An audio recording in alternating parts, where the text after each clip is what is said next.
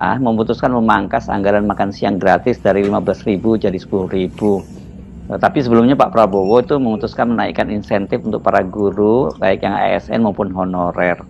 Jadi ini semacam trade off yang sejak lama kita perkirakan, ya kita prediksi, karena keterbatasan anggaran akibat pembangunan infrastruktur pemerintahan Jokowi yang ugal-ugalan. Dan sekarang ini yang menuai badainya ya Pak Prabowo.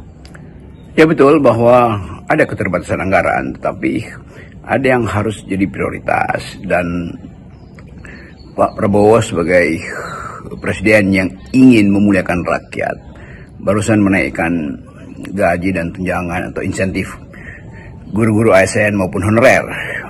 Dan itu, ya tentu itu suatu tindakan radikal, karena anggaran akan banyak dipakai untuk memastikan bahwa pendidikan kita itu adalah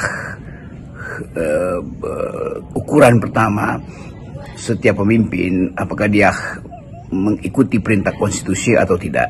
Kan pendidikan itu mandatori, bahwa 20% anggaran, 25% harus tiba di wilayah pendidikan.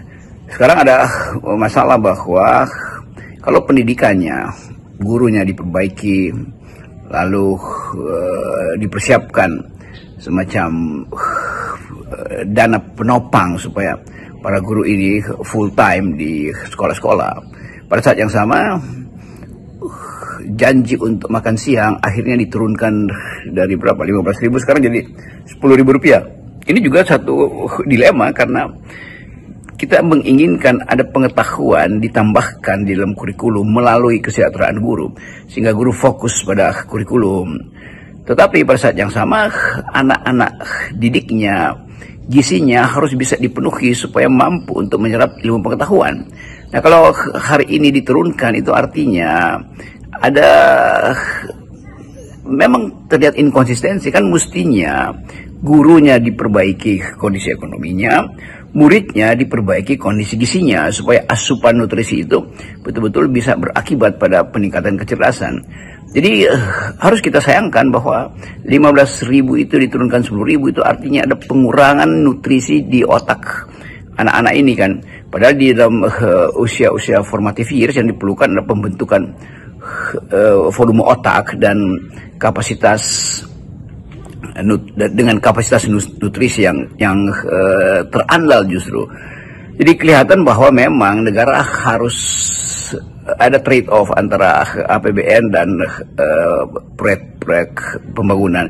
Kalau apa yang tidak mendukung, maka mesti ada yang dipangkas. Nah, masalahnya kenapa yang diturunkan adalah kualitas makan siang, dari makan siang gratis dari murid-murid. Itu pertanyaan ideologisnya.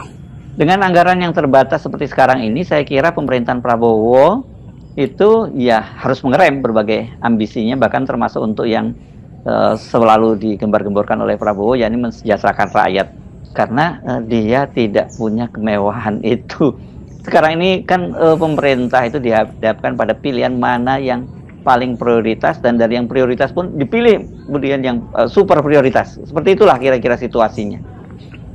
Memang dilemanya di situ, naikkan yang satu pasti turunkan yang lain. Kan APBN itu seperti bejananya